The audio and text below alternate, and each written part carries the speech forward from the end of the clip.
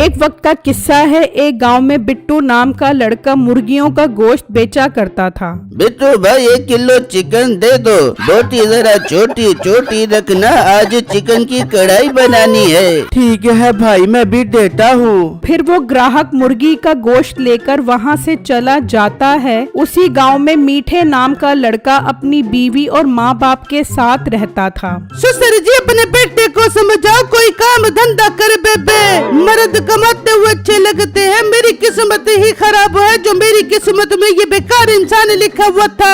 और मोटी नाक वाली औरत, बिस्ती करनी है तो अकेले में कर लिया कर, क्यों माँ बाप के सामने मेरी इज्जत का फलूदा निकाल रही है।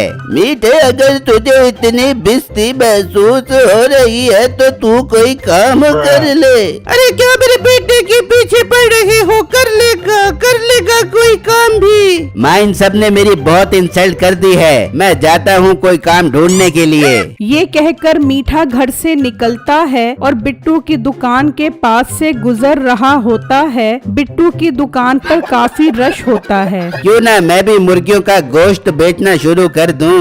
मीठा बिट्टू की दुकान पर आता है। जी मीठे भाई, आपको कितना गोश्त चाहिए? बिट्टू भाई, गोश्त तो नहीं चाहिए, मैं सोच रहा हूँ मैं भी मुर्गियों का गोश्त बेचना शुरू कर दूं। जी मीठे भाई, ये बहुत अच्छा काम है और इसमें मुनाफा भी काफी अच्छा होता है। वाह, फिर तो मैं भी कमाऊ पूत हो जाऊंगा। बिट्टू भाई, अगर आपको एतराज ना हो तो मैं भी आपकी दुकान के सामने अपनी दुकान खोल लूं। मीठे भाई, इसमें एतराज वाली क्या बात है? जो रिस्क अल्लाह ने मेरे नसीब में लिखा है वो मुझे मिलेगा, और जो आपके नसीब में लिखा है वो आपको मिलेगा। बिट्टू भाई, आप मुर्गियाँ कहाँ से लेकर आते हो? बिट्टू मीठे को सारी बातें बता देता है। बिट्टू भाई, आपका बहुत बहुत शुक्रिया। अच्छा, मैं चलता हूँ। फिर मीठा वहाँ से चला जाता है और घर आकर माँ बाप और नसीबो कैंची को सारी बातें बता देता है। मीठे, कर ले ये काम शुरू कर ले, ताकि मुझे भी अपने शोहर पे फक्र हो सके कि मेरा शोहर एक कमाऊ पुत है। फिर अगला दिन होता है। मीठा साइकिल उठाकर घर से निकलता है और मुर्गियों वाले फार्म पर आ जाता है।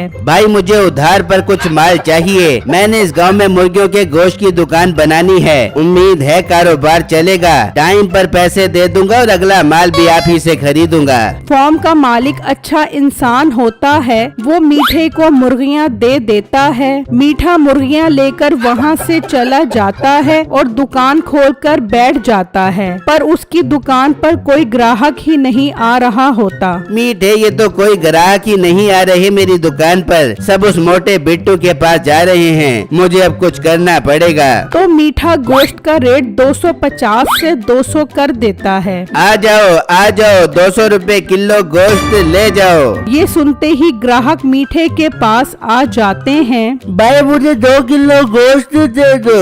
भाई, मुझे 1 किलो गोश्त दे दो।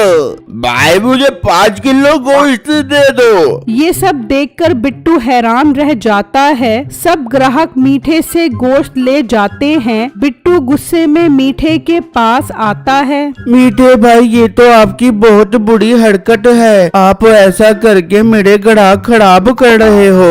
ओ मोटे पेट वाले गेंडे, ये कारोबार चलाने का तरीका है। अब तुझे ये तरीका नहीं आता तो इसमें मेरा क्या कसूर है? मीठे भाई, आप बहुत बुरे इंसान हो। मैंने आपके साथ नेकी की और आप मुझे ये सिला दे रहे हो। मोटे, मुझे ज्यादा इमोशनल मत कर। चल शाबाश मेरा पुत्र, यहाँ से निकल। बिट्टू उदास होकर वहाँ से चला जाता है और अपनी बीवी को सारी बातें बताता है। बिट्टू जी, ये तो मीठे भाई की बहुत बुरी हरकत है। बिट्टू, आप भी एक काम करो, मुर्गी का रेट कम कर दो। बेगम, अगर मैं रेट कम करूँगा तो मुझे फायदे की बजाय नुकसान हो जाएगा। बिट्टू, फिर हम क्या करेंगे? बेगम, मैंने सब अल्लाह पर छोड़ दिया है। मुझे अल्लाह से उम्मीद है वो मेरे लिए बेहतर ही करेगा। फिर अगला दिन होता है। उसी गांव में ठाकुर रहता था। उसने काफी सारी गाय पाली हुई थी। मुंशी, एक काम कर, आज घर पर मेहमानों ने आना है, तू बाजार जाओ 10 किलो मुर्गी का गोश्त लेकर लिया और हाँ, जहाँ से भी सस्ता गोश्त मिले वहीं से खरीदी। अच्छा ठाकुर साहब, मैं भी जाता हूँ और सस्ता गोश्त ही खरीद कर लेकर आऊँगा। फिर मुंशी बाजार आता है तो देखता है बिट्टू 250 और मीठा 200 रुपए किलो गोश्त बेच रहा होता है। तो मुंशी मीठे के पास आता है। भाई साहब, ठाकुर साहब ने 10 किलो गोश्त मंगवाया है। वाह, ये तो मेरे लिए बहुत फख्र की बात है कि ठाकुर साहब के यहाँ गोश्त मेरी दुकान से जाएगा। मुंशी साहब, आप एक काम करो, आप जाओ, मैं गोश्त लेकर खुद ही ठाकुर साहब की खिदमत में हाजिर हो जाऊंगा। फिर मुंशी वहाँ से चला जाता है और ठाकुर के पास आ जाता है। क्या हुआ मुंशी, तू गोश्त लेकर नहीं आया? ठाकुर साहब, वो गोश्त वाला तो आपका बहुत बड़ा फैन निकला। कहता है मैं खुद गोश्त लेकर ठाकुर साहब की खिदमत में हाजिर हो जाऊंगा। ठीक है मुंशी, तू एक काम कर, तू गायों को चारा डाल दे। मुंशी गायों को चारा डालने जाता है, तभी मीठा भी वहाँ आ जाता है और ठाकुर की मोटी मोटी गाय देखकर हैरान हो जाता है। वाह ठाकुर साहब, आपकी गाय तो बहुत मोटी मोटी हैं। काश मेरी मुर्गियाँ भी इतनी मोटी मोटी होती तो मैं खूब मुनाफा कमाता। लड़के, तू मेरा फैन है, इसलिए मैं तुझे एक राज की बात बताता हूँ जिससे तेरी मुर्गियाँ भी मोटी मोटी और लंबी लंबी हो जाएंगी। ठाकुर साहब, फिर वो राज मुझे बता दो ताकि मैं भी मुर्गियाँ मोटी मोटी और लंबी लंबी करके बेचकर खूब मुनाफा कमा सकूं। फिर ठाकुर मीठे को अंदर ले आता है जहाँ काफी सारी दवाइयाँ पड़ी होती हैं। ये है वो राज, अगर तू ये दवा अपनी मुर्गियों को खिला दे तो फिर देखी इस दवा का कमाल। ठाकुर साहब, एक डब्बा मुझे गिफ्ट कर दो इस दवाई का। ठीक है, मैं एक डब्बा तुझे गिफ्ट कर देता हूँ, लेकिन अगली दफा ये डब्बा मैं तुझे 5000 का दूंगा। ठाकुर साहब, मुझे मंजूर है। फिर मीठा वो दवाई लेकर वहाँ से निकल पड़ता है और घर आ जाता है और वो दवाई मुर्गियों की खुराक में डाल देता है और मुर्गियाँ दवाई वाला दाना खाने लग जाती हैं। इस तरह रात हो जाती है और मीठा सो जाता है। फिर अगला दिन निकलता है तो नसीबो मीठे के पास आती है। मीठे मीठे, उठ बाहर आकर देख मुर्गियों को क्या हो गया। फिर मीठा बाहर आता है तो देखकर हैरान रह जाता है कि मुर्गियाँ मोटी मोटी बकरे जितनी बड़ी होती हैं। इतनी बड़ी मुर्गियाँ देखने गांव के काफी सारे लोग आ जाते हैं। मीठे, ये इतनी बड़ी बड़ी मुर्गियाँ तूने कहाँ से मंगवाई हैं? ये मुर्गियाँ मैंने अफ्रीका के जंगलों से मंगवाई हैं, जिसका गोश्त खाकर लोगों में शेर जैसी ताकत आ जाएगी। फिर तो मीठे, हम तेरी दुकान से ही इन मुर्गियों का गोश्त खरीदेंगे। फिर अगला दिन होता है, मीठा वो मुर्गियाँ दुकान पर लेकर आता है। बिट्टू भी वो मुर्गियाँ देखकर हैरान रह जाता है। भाई, मुझे इन मुर्गियों का 2 किलो गोश्त दे दो। मुझे भी 4 किलो गोश्त दे दो।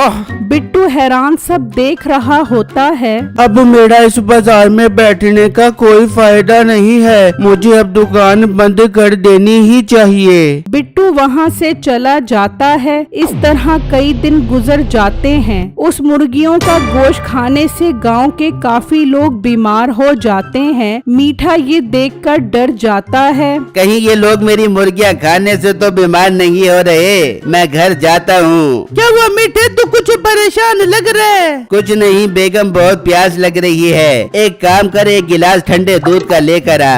नसीबो किचन में आती है और दूध में चीनी की जगह वही दवाई डाल देती है और लेकर मीठे के पास आ जाती है। मीठा वो दूध पी लेता है। बेगम, मुझे दूध पीने के बाद कुछ हो रहा है और दूध का जायका भी अजीब था। दूध का जायका अजीब कैसे हो गया? मीठे, मैंने तुझे दवाई जैसा डब्बा पड़ा था उसमें से 1 चम्मच चीनी इस दूध में डाली है। ओ मोटी नाक वाली औरत, वो चीनी नहीं थी, दवाई थी, दवाई। ये कहते ही मीठा मोटा और लंबा होने लग जाता है। मीठे, ये तुझे क्या हो गया? तू इतना लंबा और मोटा कैसे हो गया? बेगम, मुझे डॉक्टर के पास ले चल, वरना गांव वाले मुझे नहीं छोड़ेंगे। फिर नसीबो मीठे को लेकर जा रही होती है तो मीठे को लंबा और मोटा देखकर लोग हैरान हो जाते हैं। फिर वो हकीम के पास आ जाते हैं। हकीम साहब मेरे मीठे को ठीक कर देबो।